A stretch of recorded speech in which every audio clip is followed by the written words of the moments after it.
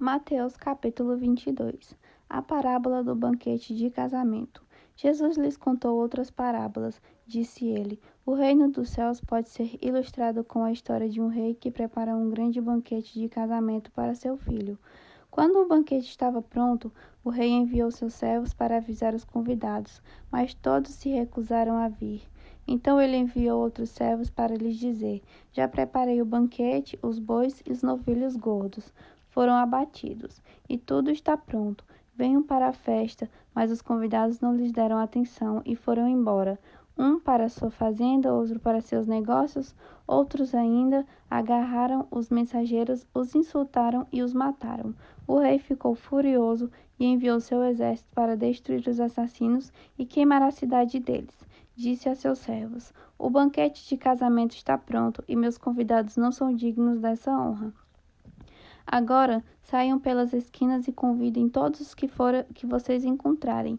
Então os servos trouxeram todos que encontraram, tanto bons como maus, e o salão do banquete se encheu de convidados. Quando o rei entrou para recebê-los, notou um homem que não estava vestido de forma apropriada para um casamento e perguntou-lhe: Amigo, como é que você se apresenta sem a roupa do casamento? O homem não teve o que responder. Então o rei disse: Amarrem-lhe as mãos e os pés e lancem-no para fora na escuridão, onde haverá choro e ranger de dentes, pois muitos são chamados, mas poucos escolhidos. Impostos para César. Então os fariseus se reuniram para tramar um modo de levar Jesus a dizer algo que desse motivo para o prenderem. Enviaram alguns de seus discípulos, junto com os partidários de Herodes, para se encontrarem com ele. Disseram: Mestre, sabemos como o Senhor é honesto e ensina o caminho de Deus de acordo com a verdade.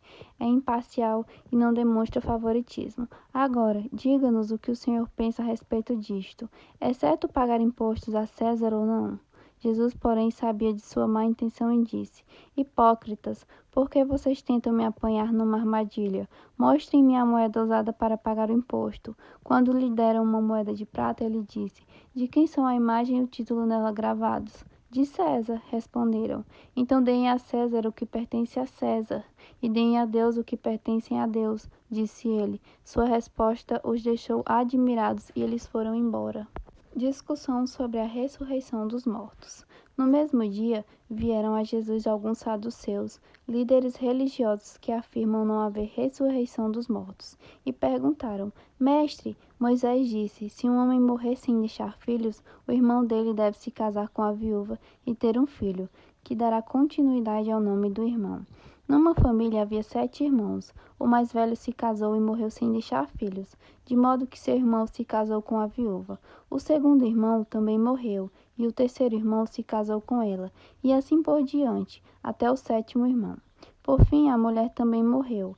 Diga-nos de quem ela será esposa na ressurreição. Afinal, os 7 se casaram com ela.